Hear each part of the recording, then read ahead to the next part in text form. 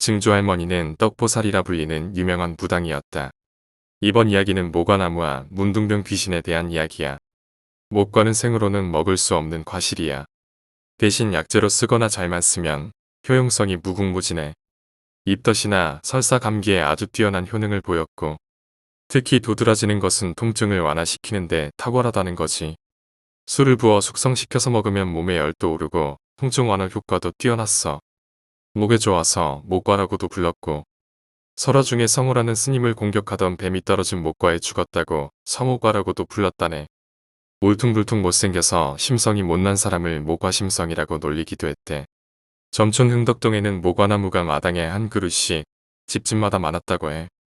1930년대 입춘이 좀 지나 춘하가 활짝 필 무렵에 증조할머니의 친가가 상주 양진당 쪽에 있는 오천석군이셨는데, 그 집 못에서 수년간 키우던 잉어가 다 죽어버려서 흉엄한 일이 생길까 증조할머니를 불러서 제를 올렸다고 해.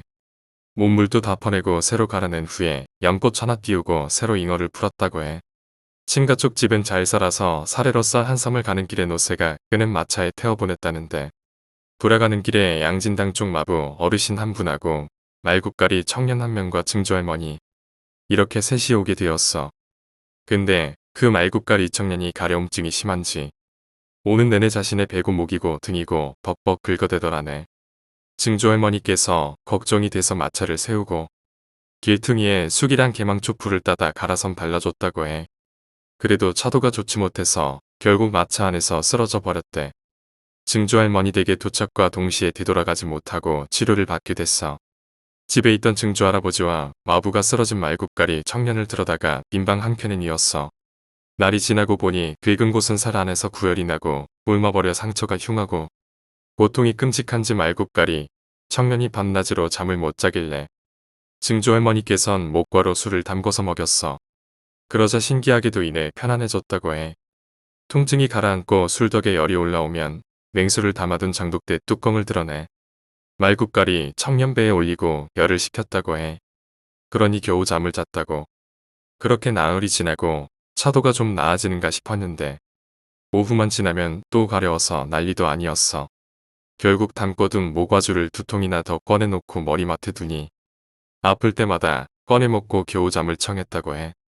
마부 어르신은 덩달아 며칠 묵다가 조상님 산소 이장 문제 때문에 결국 노새 한 마리를 풀어두고 다른 한 마리를 끌고 되돌아가 버렸어. 증조할아버지는 응덕장에서 소금 장사를 하셨기에 일찍 나가셨고, 증조할머니는 별다른 일도 없고 말국가리 청년이 동생 같아서 정성으로 돌봤다고 해. 증조할머니께서 보기에 청년이 몸이 약해지니 연기마저 약해져 갔다고. 낮이면 호박 속을 풀어치대고 귀한 갑오징어, 뼈가루랑 삼배에 넣고 짜서 나온 흰 진액을 상처 부위에 발라주고 밤에 자는데 허해진 청년 보고 행여나 잡기라도 붙을까. 복숭아 나무를 태워낸 숯가루를 빻은 숯과 적상추와 함께 물에 풀어 말리고 뜸을 태워서 잠도 재우고 잡귀도 쫓았다고 해. 그렇게 일주일도 안 지나니 상처는 많이 아물고 몸도 꽤 회복됐어. 증조할머니께서 보시더니 이제 괜찮아지신 것 같은데 마부 어르신 걱정하실라 가봐야 되는 거 아닙니까? 했더니 아녀자 앞에서 우통을 들춰서 아직 상한 부위를 손가락으로 가리키면서 덜 나았습니다. 이거 보세요. 쌀겨 같은 것들이 수두룩 빽빽히 있지 않습니까? 하곤 아프다면서 모과주를 꺼내 마시고 빈둥빈둥 거렸어. 당시 증조할머니께선 젊은 처자였는데 나 뜨거워하곤 알겠다고 했지. 하루는 증조할아버지가 일이 생겨 외관으로 갈 일이 있었는데 증조할머니께서 대신장에 나가 소금을 팔게 됐어. 곶감 아가씨가 소금을 판다고 소문이 나서 애기들이 와서 곶감도 얻어가고 부모들이 와서 소금도 팔아주고 장사가 생각외로 수월했다고 해. 해가 기울고 기분 좋게 댁으로 돌아오니 집 앞에 호롱 불을 들고 3, 4, 5 사람들이 모여있더라는 거야. 무슨 일입니까? 하니 그 무리 중 한 할머니 한 분이 헬스한 표정으로 증조할머니의 양팔을 다급하게 잡더라는 거야.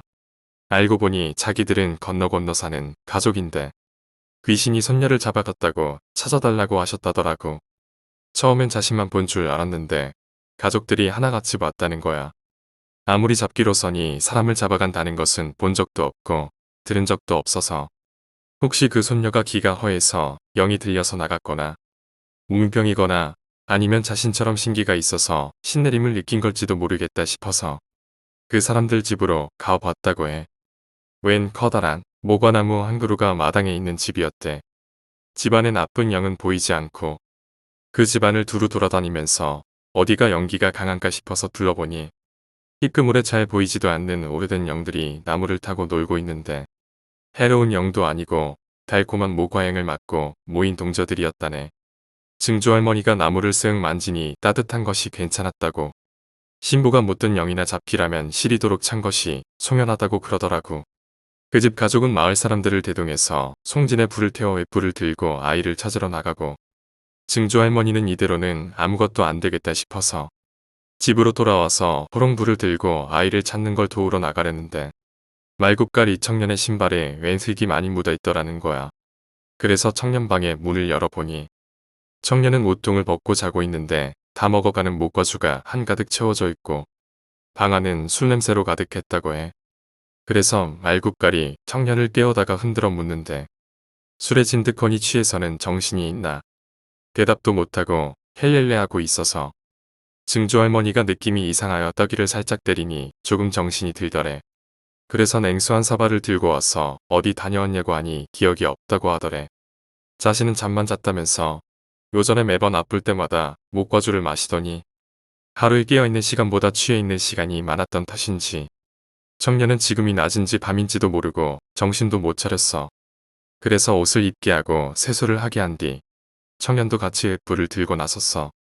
증조할머니께서 나간 사람들이 아이를 찾았는가 싶어서 청년과 함께 그 집으로 가보니 모과나무에 놀던 동자령들이 악기 같은 표정을 짓고는 말굽갈이 청년을 경계했다고 해. 증조할머니는 이상하게 여겨서 당신 여기 온 적 있지요? 하니 청년이 화들짝 놀라면서도 처음 와보는 곳입니다. 하고 얼버무리더라네. 수상쩍은 증조할머니께서 지레 겁을 주려고 지금 여기 모과나무에 사는 목신령이 당신을 등에 올렸다 죽일 듯 목 조르는 신용을 하고 있으니 솔직하게 말하세요. 라고 거짓말을 했대. 그러자 말굽갈이 청년이 겁을 잔뜩 먹더라는 거야. 증조할머니께서 예사보살이 아닌 걸 알고 있어서인지 더욱 그 말이 와 닿았겠지.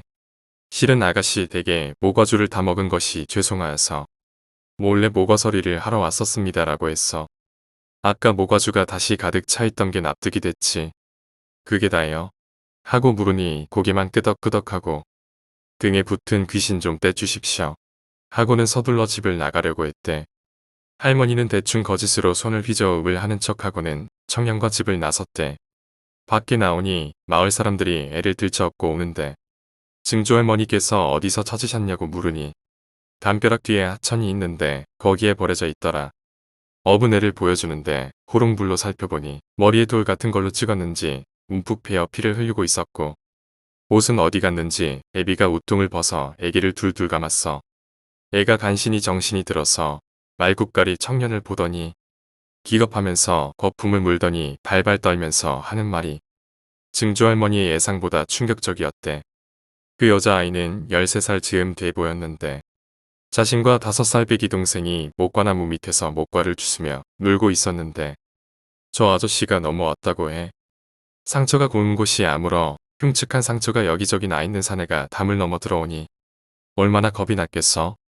근데 술 냄새가 썩은 내처럼 진득하니 풍기고 기이하게 비틀비틀거리니까 서화로 듣던 문둥병 귀신인가 싶어서 놀라서 소리를 빽 지르니 가족들이 나오는데 말굽갈이 청년이 퍼뜩 놀라서 목과를 들고 머리에 찍어버리고는 들쳐업고 그대로 주랭랑을 친 거야.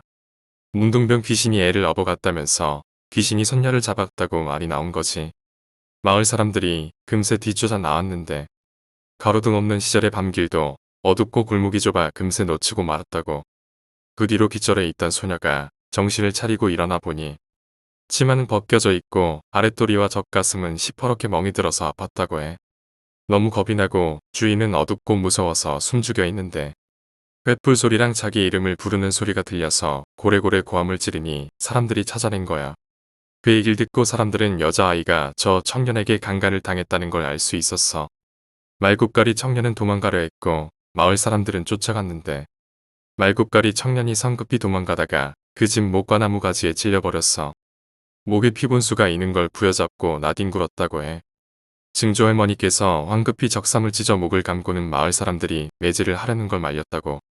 나무에는 동자령들이 나무가지를 부여잡고 킥킥거리고 웃는 것을 보았다고 하는데 사람들에게 말하기엔 섬뜩한 얘기라 하진 못했다고. 날이 밝고 말굽거리 청년은 순사에게 잡혀갔고 잡혀가면서도 그년이 죽은 줄 알았는데 살아있었다니 계집질할 때 시체랑 한 것은 아니었네 하면서 포악한 내면을 드러냈다고 하네. 마을 사람들이 문둥병 귀신이 붙어서 저렇게 포악해지고 몸도 저리 변했다고 하더라고. 증조 할머니께서는 집안 손님이란 것을 사과하고 우리 집안 가족은 아니고 사람을 들여 일을 하던 청년이라고 설명해주고는 거듭 사과했다고 해.